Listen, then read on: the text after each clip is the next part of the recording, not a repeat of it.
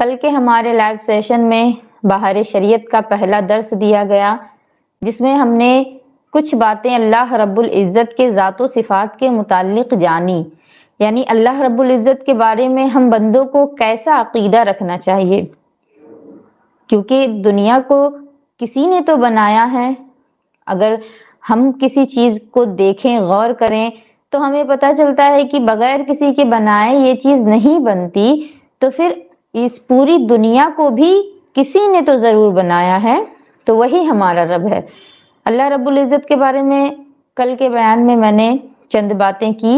اللہ کے ذات و صفات کے بارے میں ہمیں کیسا عقیدہ رکھنا چاہیے۔ آج میں چند اور باتیں اس کے متعلق اور تقدیر کے متعلق بھی بیان کروں گی، کیونکہ اکثر ہمارے معاشرے میں یہ دیکھا جاتا ہے کہ اگر کسی پر کچھ مصیبت آ پڑتی ہے تو لوگ پریشانیوں میں مبتلا ہو کر کے واویلا کرنا شروع کر دیتے ہیں، ہو ہلہ کرنا شروع کر دیتے ہیں کہ یہ مصیبت مجھ پر ہی آنی تھی۔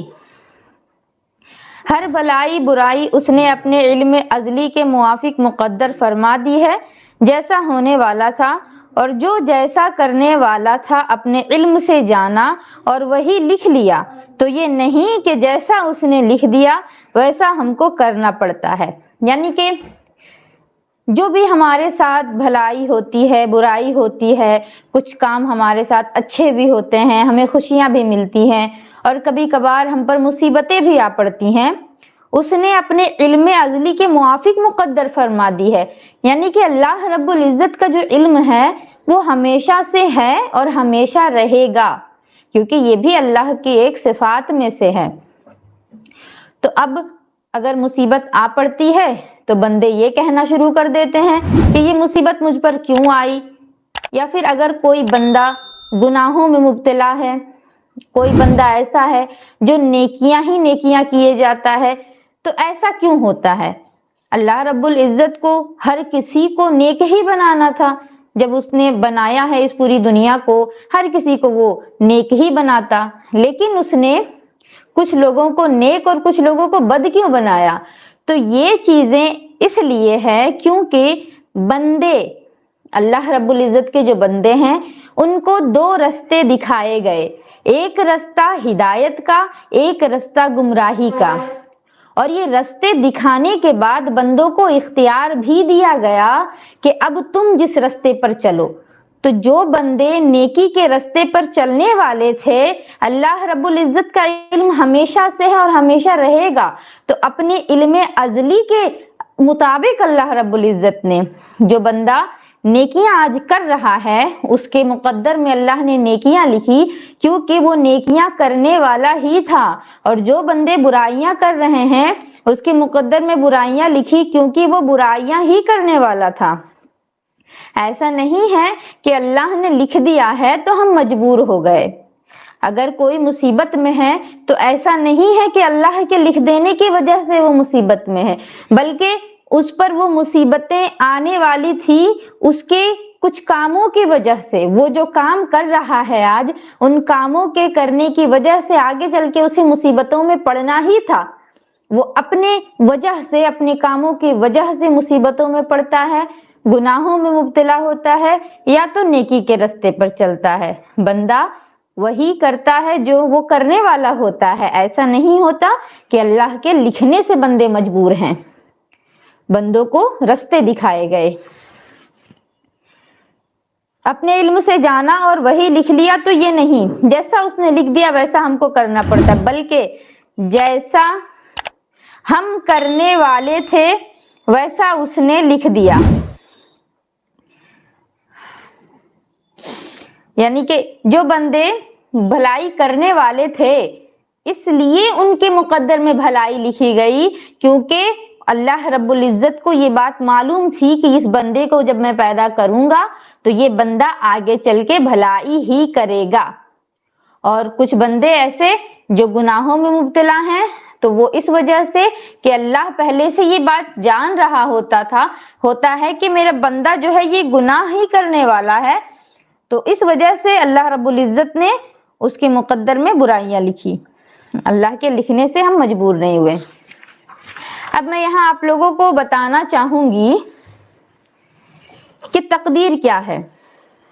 تقدیر کے انکار کرنے والوں کو نبی اکرم صلی اللہ تعالی علیہ وسلم نے اس امت کا مجوس بتایا۔ مجوسی وہ لوگ جو خدا کے علاوہ دوسروں کی پرستش کیا کرتے، ستاروں کی پرستش کیا کرتے، ان لوگوں کو مجوسی کہا جاتا تھا۔ اور جو لوگ تقدیر کا انکار کرتے ہیں امت محمدیہ میں، ان کو میرے نبی نے مجوس کہا۔ اب میں آپ کو یہاں بتانا چاہوں گی کہ تقدیر کتنی قسم کی ہے۔ تقدیر یعنی جو کام ہم کر رہے ہیں وہ کس وجہ سے ہمارے ساتھ ہو رہا ہے۔ یہ چیزیں، کسی کے ساتھ کوئی برائی ہو رہی ہے، کسی کے ساتھ کوئی مصیبت پیش آ رہی ہے، تو یہ چیزیں ٹل سکتی ہیں یا نہیں ٹل سکتی، تو ان کے بارے میں بتانا چاہوں گی کہ تقدیر 3 قسم کی ہے۔ مبرم حقیقی کہ علم الہی میں کسی شے پر معلق نہیں۔ مبرم حقیقی، مبرم کہتے ہیں ایسے لفظ کو جو کہ اٹل ہو۔ مبرم ایک عربی کا لفظ ہے جس کا معنی ہوتا ہے اٹل ہونا، جو ٹل نہیں سکتا، جو چینج نہیں ہو سکتا۔ تو مبرم حقیقی کا معنی ہوا جو کبھی بھی بدل نہیں سکتا۔ جیسے کہ موت کو آپ مان لیں، موت تو ہر کسی کو آنی ہے، یہ ایک ایسی حقیقت ہے جس کا انکار کوئی بھی نہیں کرتا، تو یہ ہے مبرم حقیقی۔ یہ جو تقدیر ہے یہ لکھی ہے ہر کسی کے اندر، ہر کسی کے اللہ رب العزت نے مقدر میں موت لکھ دی ہے، تو یہ ہے مبرم حقیقی۔ اس کے بعد آتا ہے معلق محض کے صحف ملائکہ میں کسی شے پر اس کا معلق ہونا ظاہر فرما دیا گیا۔ اب معلق محض یہ ہو گیا کہ جو کسی چیز پر معلق ہو، یا پھر اس کو شبیہ مبرم بھی کہتے ہیں۔ شبیہ مبرم کا معنی یہ ہو گیا کہ جو مبرم سے ملتا جلتا ہو۔ مبرم تو وہ کہ جو کبھی ٹلتا نہیں، کبھی بدلتا نہیں۔ شبیہ مبرم وہ جو مبرم سے ملتا جلتا ہو، وہ ٹل نہیں سکتا لیکن اللہ کے حکم سے ہی ٹل سکتا ہے، اسی وجہ سے اس کو شبیہ مبرم کہا گیا۔ شبیہ کا معنی ملتا جلتا، اور مبرم یعنی جو ٹل نہیں سکتا۔ تو جو وہ باتیں جو کبھی نہیں ٹل سکتی وہ ہو گئی موت، جو کہ مبرم حقیقی ہے، کبھی نہیں ٹلے گی۔ شبیہ مبرم جیسے کہ اللہ رب العزت کا کوئی حکم نازل ہوا اور اس کے بعد وہ حکم پھر بدل کر کے دوسرا حکم نازل ہو گیا، یا پھر اللہ رب العزت ہر شایان شان پر قادر ہے۔ اب اگر اللہ نے کسی بندے کو مصیبت میں ڈال دیا ہے تو وہ مصیبتیں اگر اللہ رب العزت کے انبیاء کرام کی دعاؤں سے ٹل گئیں تو پھر اس کو کہیں گے شبیہ مبرم، کیونکہ انبیاء کرام کی دعاؤں سے مصیبتیں ٹلتی ہیں، عذاب بھی ٹل جاتے تھے، تو اس وجہ سے اس کو شبیہ مبرم کہا گیا کہ عام لوگ جو ہیں ان کی دعاؤں سے تقدیر کی اس قسم پر اثر نہیں پڑنے والا۔ اس قسم پر اثر اگر پڑے گا تو وہ تو اللہ کی مرضی سے پڑے گا، یا پھر اللہ کا کوئی خاص بندہ، کوئی خاص نبی ان کی دعا سے ٹلے۔ جیسے کہ بہت ساری قوموں پر عذاب آ کر کے پھر عذاب کو اللہ رب العزت نے واپس اٹھا لیا۔ اور پھر تیسرا ہے معلق، یعنی ایسی تقدیر جو کہ عام لوگوں کی دعاؤں سے بھی ٹل جاتی ہے، جیسے کہ ماں باپ اپنے بچوں کے لیے دعا کر رہے ہوتے ہیں۔ اب ہم مان لیں کہ آپ کو سفر پر نکلنا تھا، اب آپ اگر سفر پر نکل رہے ہو اور آپ کی ماں نے آپ کو دعائیں دیں، آپ کے لیے دعائیں کی کہ جا بیٹا تو خیریت کے ساتھ جا اور خیریت کے ساتھ لوٹ آنا، تو اگر جاتے وقت آپ کو یا پھر آتے وقت آپ کو کسی طرح کا کوئی حادثہ پیش آنے والا تھا تو ماں کی دعاؤں سے وہ حادثہ ٹل گیا، یا حادثہ اگر ہوا بھی ہو تو اس حادثے میں آپ کو کوئی نقصان نہیں پہنچا، یہ ہوا معلق، یعنی جو عام لوگوں کی دعاؤں سے، ماں باپ کی دعاؤں سے بھی ٹل جائے، وہ ہوا معلق۔ اور شبیہ مبرم جو انبیاء کرام کی دعاؤں سے، خاص بندوں کی دعاؤں سے ٹلے، اور جو ہے یہ مبرم حقیقی وہ کبھی نہیں ٹلتا۔ میں آگے اس کی تفصیل آپ کو بتانا چاہوں گی۔ جو مبرم حقیقی ہے اس کی تبدیل ناممکن ہے، جیسا کہ میں نے بتایا کہ جو مبرم حقیقی ہے وہ کبھی نہیں بدلے گی، جیسے مرنا ہے تو ہر کسی کو مرنا ہے۔ اکابر محبوبان خدا اگر اتفاقاً اس بارے میں کچھ عرض کرتے ہیں تو انہیں اس خیال سے واپس فرما دیا جاتا ہے، یعنی کہ اگر اس بات پر بڑے بڑے علماء کرام جتنے ہیں سب متفق ہو جائیں کہ نہیں یہ کام نہیں ہونا چاہیے تھا، لیکن اگر وہ مبرم حقیقی ہے تو وہ ہو کر رہے گا، وہ سارے علماء کرام جو ہیں ان کو اپنی باتوں سے پیچھے ہٹنا ہوگا، کیونکہ وہ اللہ کا اٹل فیصلہ ہے اور اللہ کے اٹل فیصلے کو کوئی ٹال نہیں سکتا۔ جیسے کہ ملائکہ قوم لوط پر عذاب لے کر کے آئے، اب فرشتے قوم لوط پر عذاب لے کر کے آئے اور سیدنا ابراہیم علیہ السلام، کیونکہ حضرت ابراہیم علیہ السلام کا جو نام ہے ابراہیم، یہ ایک سریانی لفظ ہے جو کہ دو چیزوں سے بنا ہے۔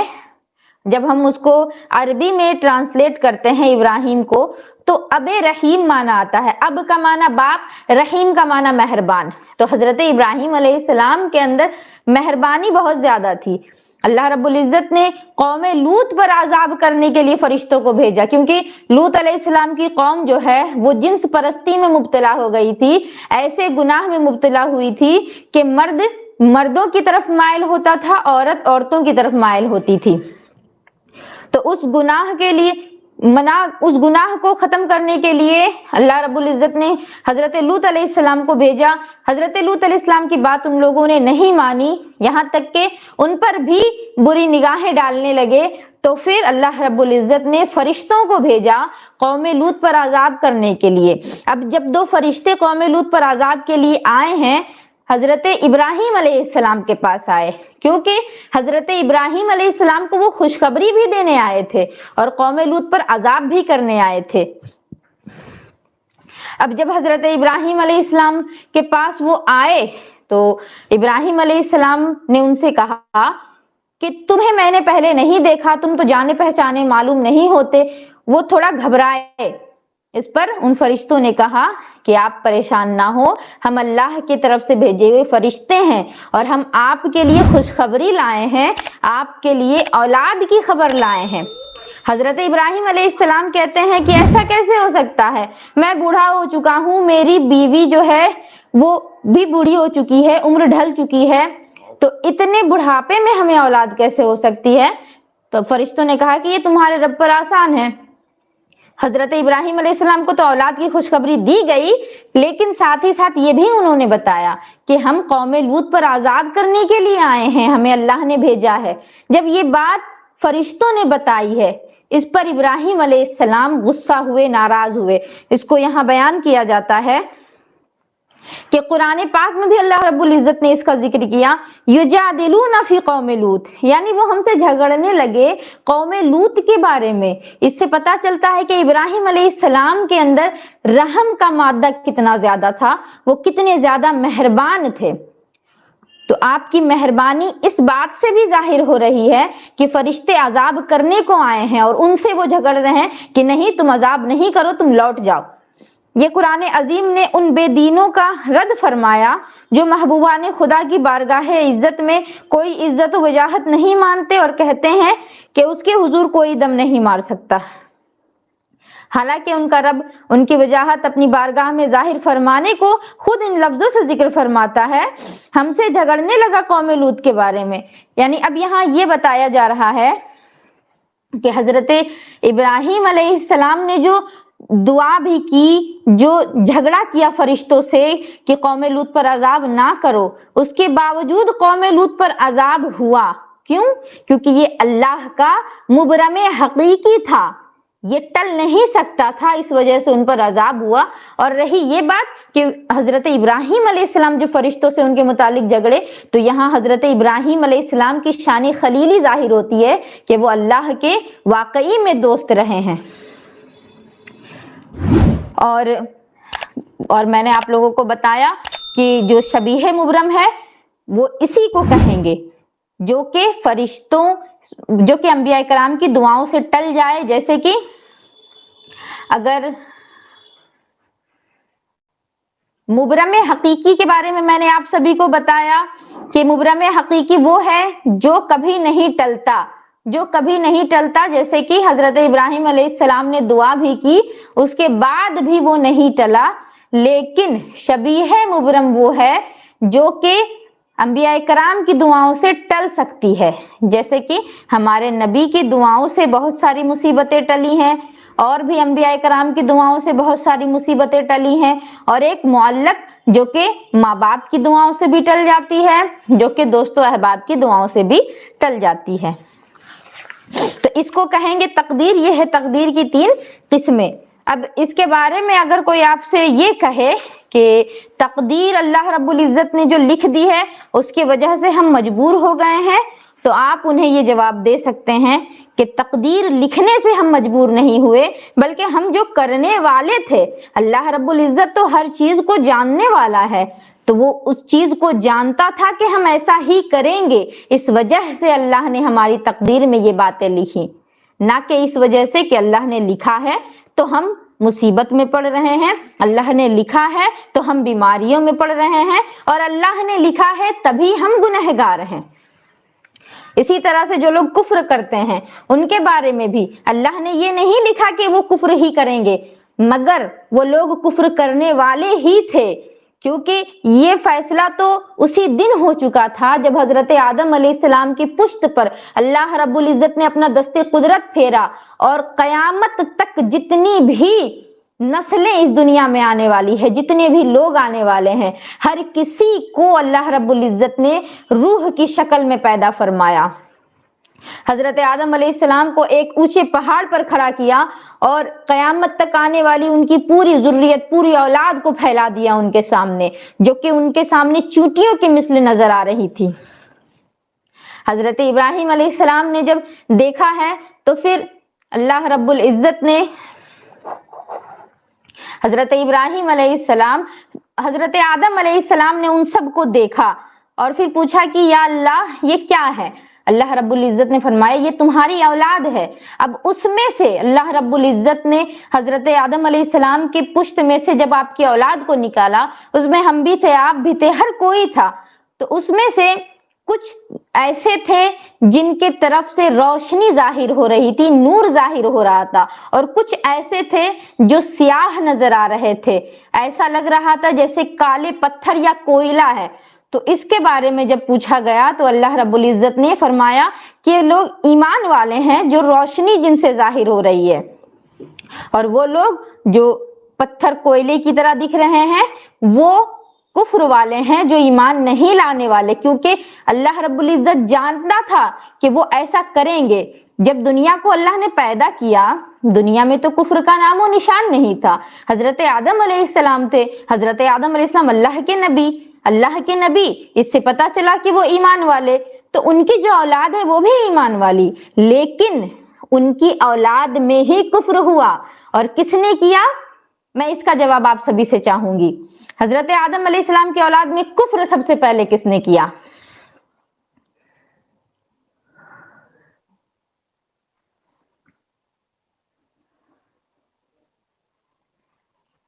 مجھے آپ سبھی بتائیں کہ حضرت آدم علیہ السلام جب دنیا میں آئے، آپ کی اولاد، سب کو تو مسلمان ہونا تھا، مومن ہونا تھا، لیکن آپ کی اولاد میں ہی کفر ہوا۔ کس نے کفر کیا سب سے پہلے؟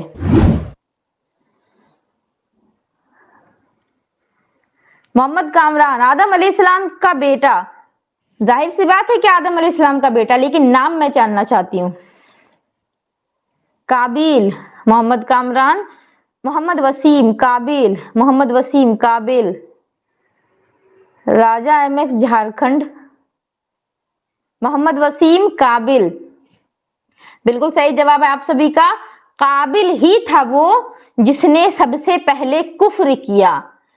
اس کو بھی اللہ رب العزت نے مسلمان بنایا تھا، مومن بنایا تھا، لیکن اس کے اندر بھی غرور آیا، انا آ گئی، جو کہ شیطان کے اندر آیا تھا۔ شیطان کو اس کے نفس نے بھڑکایا، بہکایا، اور اب قابیل کو شیطان نے بہکایا۔ سب سے پہلا انسان جو کفر کیا وہ قابیل تھا، اور اس نے کیا شیطان کے بہکانے پر۔ تو اب ہم اگر یہ کہیں کہ اللہ رب العزت نے اس کو کافر بنایا تھا، تو یہ بات بالکل غلط ہے۔ اللہ نے تو ہمیں رستے دکھائے، وہ شخص مسلمان رہ چکا تھا، مومن رہ چکا تھا، انبیاء کرام کی شانیں دیکھ چکا تھا، اس کے بعد اس نے کفر کیا۔ تو اس سے پتہ چلتا ہے کہ ہم اپنے کرتوتوں کی وجہ سے ہی مصیبتوں میں پڑتے ہیں۔ ہم جو کرنے والے تھے اسی کو اللہ نے لکھا ہے، اللہ کے لکھنے سے ہم مجبور نہیں۔ لیکن کچھ لوگ ایسے ہیں، ایک فرقہ ہے جو کہ جبریہ ہے، ایک فرقہ ہے جو کہ قدریہ ہے، تقدیر کے بارے میں جو لوگ عقیدہ رکھتے ہیں۔ میں اس کو بتانے سے پہلے میں گزارش کرنا چاہوں گی کہ آپ سبھی ہمارے اس لائیو سیشن کو لائک بھی کریں اور ساتھ ہی ساتھ شیئر بھی کریں، تاکہ جو لوگ ابھی تک ہمارے ساتھ جڑ نہیں پائے ہیں وہ لوگ بھی جڑ سکیں۔ اب میں بتاؤں گی کہ دو فرقے تقدیر کے بارے میں جو غلط عقیدہ رکھتے ہیں۔ تقدیر کے بارے میں ہمیں جو عقیدہ رکھنا ہے وہ میں نے آپ کو بتایا، اب ہمارے علاوہ جو عقیدے ہیں میں وہ بتانا چاہوں گی۔ ایک تو ہے قدریہ، ایک ہے جبریہ۔ قدریہ یہ جو لفظ ہے، اس کے لفظ کے معنی سے ہی ہم سمجھ سکتے ہیں، قدر یعنی کہ تقدیر سے بنا۔ قدر کا معنی اگر لیا جائے تو قدرت بھی آتا ہے۔ اب قدریہ یعنی وہ لوگ جو یہ سمجھتے ہیں کہ ہر چیز ہمارے اختیار میں ہے، ہماری قدرت میں ہے۔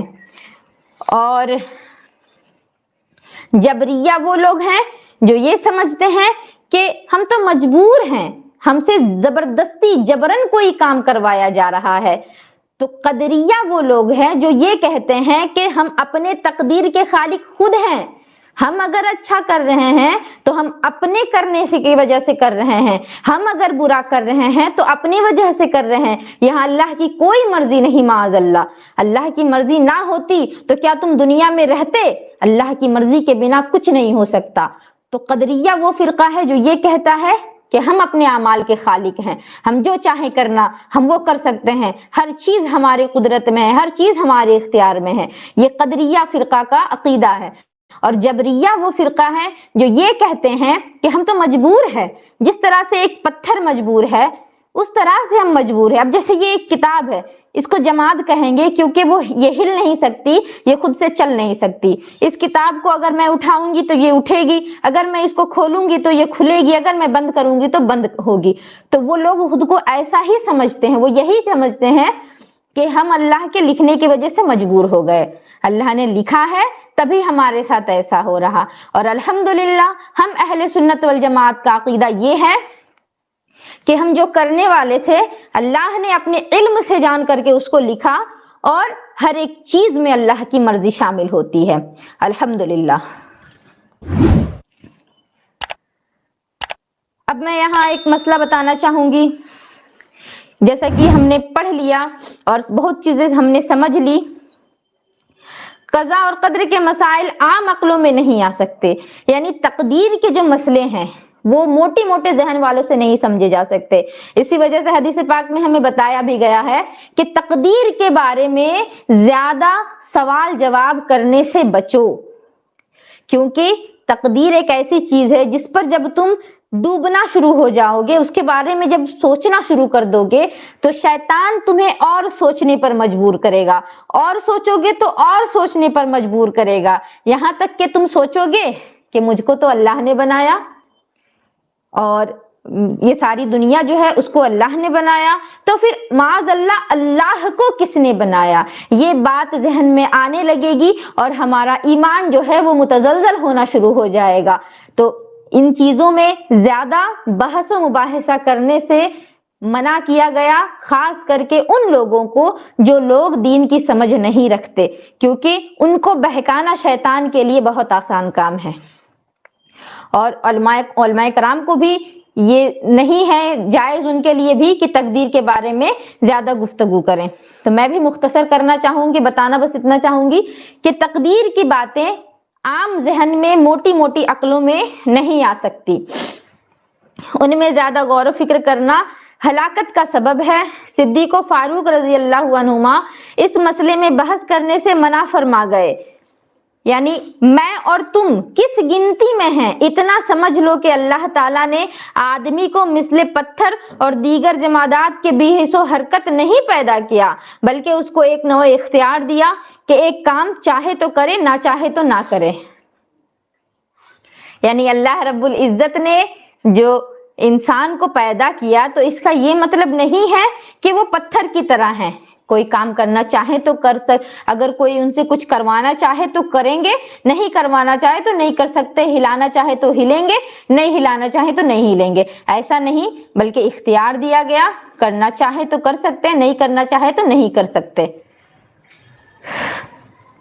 اور اس کے ساتھ ہی عقل بھی دی ہے کہ بھلے اور برے، نفع اور نقصان کو پہچان سکے، اختیار بھی دیا اللہ نے ہمیں، اور عقل بھی دی کہ کون سی چیز صحیح ہے، کون سی چیز غلط ہے، یہ ہم سمجھ سکتے ہیں، اور ہر قسم کے سامان اور اسباب مہیا کر دیے۔ اور اس زندگی کو گزارنے کے لیے ہمیں جن چیزوں کی ضرورتیں تھی اللہ رب العزت نے ہر چیز ہمارے لیے مہیا کی۔ جب کوئی کام کرنا چاہتا ہے اسی قسم کے سامان مہیا ہو جاتے ہیں۔ اب جیسے ہمیں سفر کرنا ہو، گاڑی کا انتظام ہو جاتا ہے، ہمیں اگر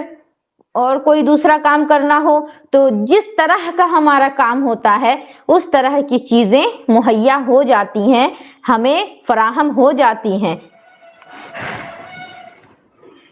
اسی لیے ہمیں چاہیے کہ اپنے آپ کو بالکل مجبور نہ سمجھے، بلکہ ہمیں یہ عقیدہ رکھنا ہے کہ اللہ کی مرضی کے بنا کچھ نہیں ہوتا، اور ہمیں اللہ نے اختیار دیا ہے صحیح کرنے کا یا غلط کرنے کا۔ برا کام کر کے تقدیر کی طرف نسبت کرنا اور مشیت الہی کے حوالہ کرنا بہت بری بات ہے۔ اب اگر کسی نے کوئی گناہ کر لیا، کوئی حرام کاری کر لی، اور اس گناہ کو کرنے کے بعد وہ یہ کہتا ہے کہ اللہ نے ہی تو لکھا تھا میری تقدیر میں، تبھی تو میں نے یہ گناہ کیا، ایسا کرنا بہت بہت بڑا گناہ ہے۔ بلکہ حکم یہ ہے کہ جو اچھا کام آپ کر رہے ہیں تو اس کے بارے میں آپ یہ کہیں کہ یہ تو اللہ کی مرضی تھی جو کہ مجھ ناچیز نے یہ کام کیا، ورنہ پھر اللہ کی مرضی نہ ہوتی تو میں یہ کام بھی نہیں کر پاتا۔ تو جتنی بھی اچھی چیزیں ہیں ان کی نسبت اگر اللہ کی جانب لگائی جائے تو یہ ممکن ہے کہ اللہ اور بھلائیوں سے آپ کو ہمکنار کرے، اور اگر برائیوں کی نسبت آپ خدا کی جانب کرو گے معاذ اللہ تو پھر یہ ہو سکتا ہے کہ برائیوں سے ہی دو چار ہونا پڑے۔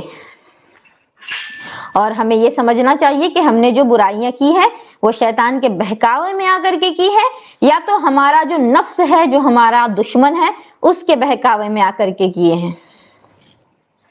آپ سبھی مجھے بتائیں کہ آپ کو ہمارا لائیو سیشن کیسا لگ رہا ہے؟ محمد کامران اپی، آپ ڈیلی اس ٹائم آتی ہیں؟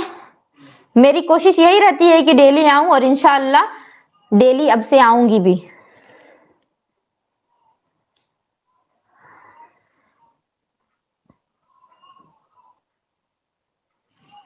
جزاک اللہ خیرن کثیرہ۔ اللہ تعالیٰ جہت و مکان، زمان و حرکت، سکون و شکل اور جمی حوادث سے پاک ہے۔ یعنی اللہ رب العزت نہ کسی سمت کو کہہ سکتے ہیں کہ یہ سمت اللہ ہے، جیسے کہ اگر کوئی کہے کہ میں مغرب کی جانب رخ کر کے نماز پڑھتی ہوں، کیونکہ مغرب کی جانب اللہ ہے، معاذ اللہ ایسا نہیں کہہ سکتے۔ اللہ رب العزت جگہ سے پاک ہے، مکان سے پاک ہے، زمانے سے پاک ہے، حرکت سے بھی پاک ہے، سکون سے بھی پاک ہے، شکل و صورت سے بھی پاک ہے، اور نہ ہونے سے بھی پاک ہے۔ وہ ہے اور وہ حی ہے اور وہ قیوم ہے، اور اللہ رب العزت کے لیے کوئی مقام مقرر نہیں کیا جا سکتا۔ یہ کہہ سکتے ہیں کہ خانہ کعبہ اللہ کا گھر ہے، مگر یہ نہیں کہہ سکتے کہ اللہ خانہ کعبہ میں رہتا ہے، ایسا کہنا ہمارے لیے جائز نہیں۔ ہم بس اتنا کہہ سکتے ہیں کہ اللہ رب العزت عرش پر جلوہ فرما ہوتا ہے، یہ کہنا ہمارے لیے درست ہے۔ دنیا کی زندگی میں اللہ عز و جل کا دیدار نبی اکرم صلی اللہ تعالی علیہ وسلم کے لیے خاص ہے، اور آخرت میں ہر ایمان والے مسلمان کے لیے ممکن بلکہ واقع ہے۔ رہا قلبی دیدار یا خواب میں، یہ دیگر انبیاء کرام بلکہ اولیاء کے لیے بھی حاصل ہے، ہمارے امام اعظم رضی اللہ عنہ کو خواب میں 100 بار زیارت ہوئی، ماشاءاللہ۔ اب یہ ہمیں ایک عقیدہ بتایا جا رہا ہے کہ دنیا کی زندگی میں اللہ رب العزت کا دیدار کرنا، کیونکہ اللہ رب العزت شکل و صورت سے پاک ہے، تو اب جو چیز شکل و صورت جس کی ہے ہی نہیں، اس کو دیکھا کیسے جا سکتا ہے؟ تو اس کو قدرت کے ذریعے سے دیکھا جا سکتا ہے، نظر بصارت سے دیکھا جا سکتا ہے، اور ہمارے نبی حضرت محمد صلی اللہ تعالی علیہ وسلم نے اپنے سر کی آنکھوں سے ہمارے رب کا دیدار فرمایا ہے۔ اور رہی بات عام مسلمانوں کی، تو تمام مسلمان جب جنت میں جائیں گے تو جنت میں جانے کے بعد ہم تمام کو اللہ رب العزت کا دیدار کرایا جائے گا، اور اللہ کے دیدار کے بعد پھر ہمیں کسی اور چیز کی حاجت نہیں ہوگی۔ اور ایک بات اور یہاں آئی،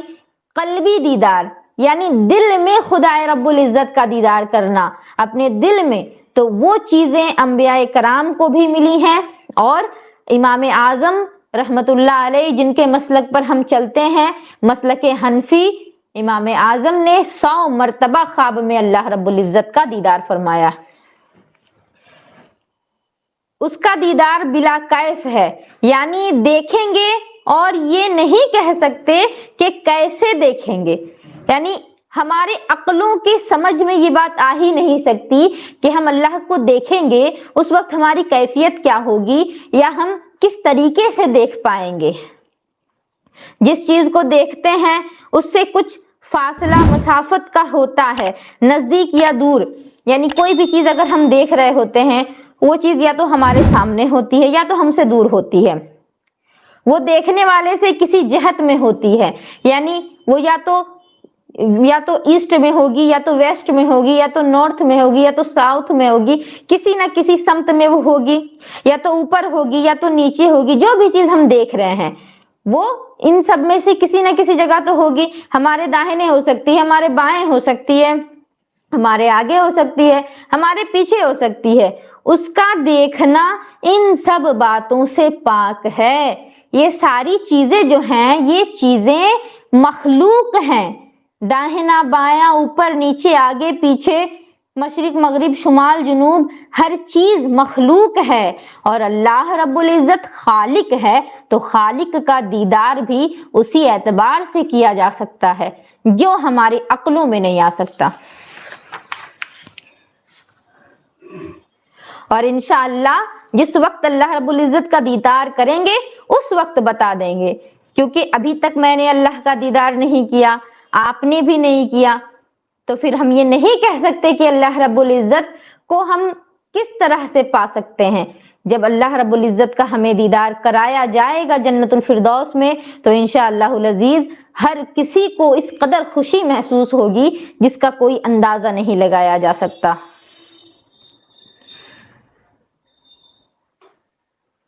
وہ جو چاہے اور جیسا چاہے کرے، کسی کو اس پر قابو نہیں، اور نہ کوئی اس کے ارادے سے اسے باز رکھنے والا ہے، یعنی اللہ رب العزت کی جو مرضی ہو وہ کرے، اس پر کسی کی قدرت نہیں چلتی، اس کو کوئی روک نہیں سکتا، کوئی ٹوک نہیں سکتا،